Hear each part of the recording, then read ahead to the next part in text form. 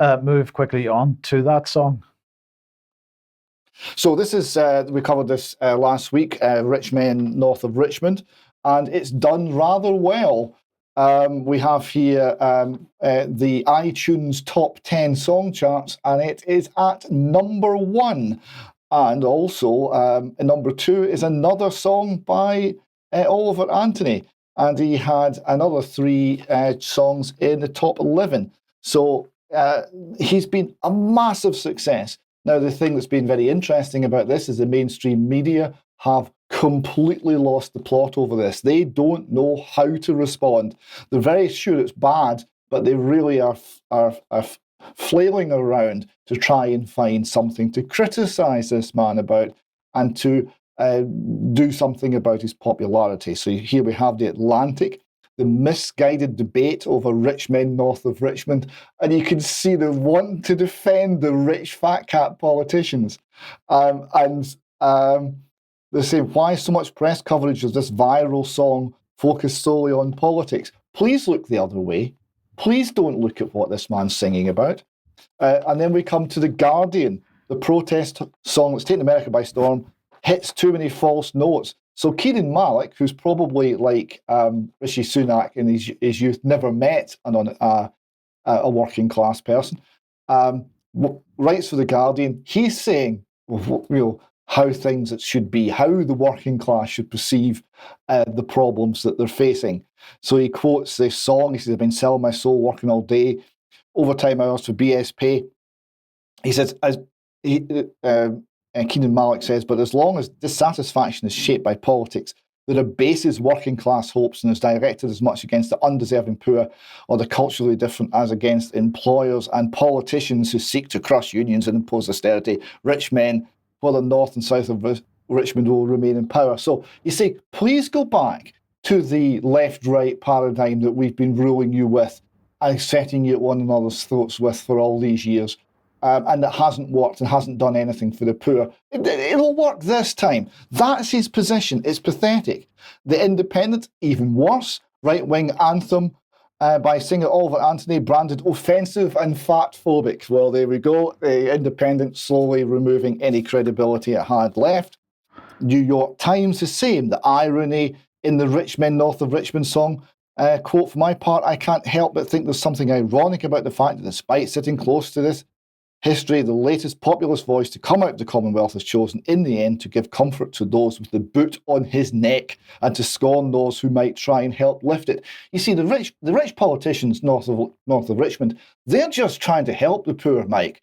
And this singer doesn't understand how just generous and wonderful these rich politicians are. And he's singing against them. Mike, what's to be done?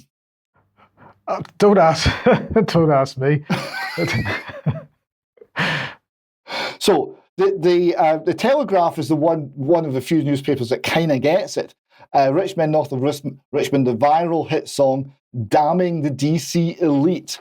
Now there's a line in the song that talks about Epstein Island, right?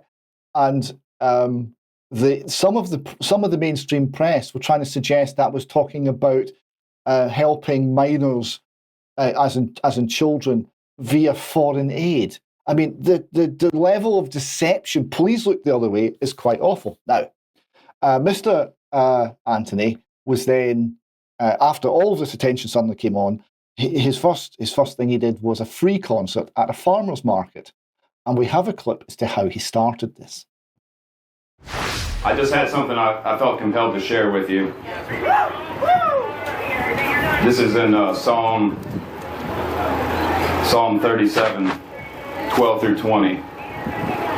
The wicked plot against the righteous and gnash their teeth at them, but the Lord laughs at the wicked, for he knows their day is coming. The wicked draw the sword and bend the bow, to bring down the poor and needy, to slay those whose ways are upright. But their swords will pierce their own hearts, and their bows will be broken. Better the little that have righteousness than the wealth of many wicked. For the power of the wicked will be broken, but the Lord upholds the righteous. The blameless spend their days under the Lord's care, and their inheritance will endure forever. In times of disaster, they will not wither. In days of famine, they will have plenty. But the wicked will perish. Though the Lord's enemies are like the flowers of the field, they will be consumed, and they will go up in smoke.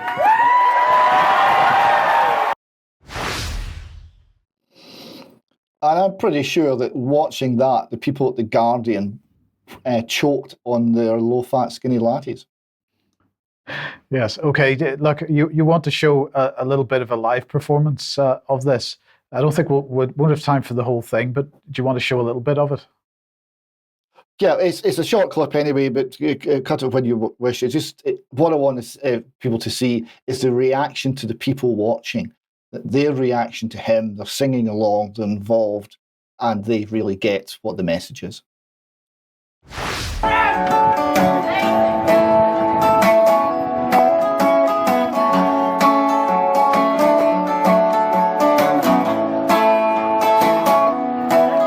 I've been selling my soul, working all day, double time hours for bullshit pay, so I can sit out here, waste my life away, drag back home and drown my troubles away. It's a damn shame what the world's gotten to for people like me and people like you. Wish I could just wake up and it not be true, but it is, Lord it is, living in the new world with an old soul.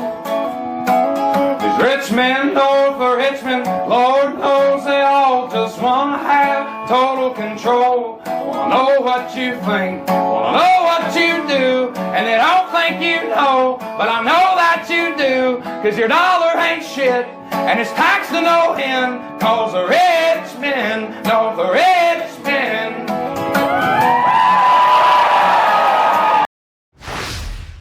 Okay, thank you for that, David. Now let's just move on to this very quickly. Just a couple of things on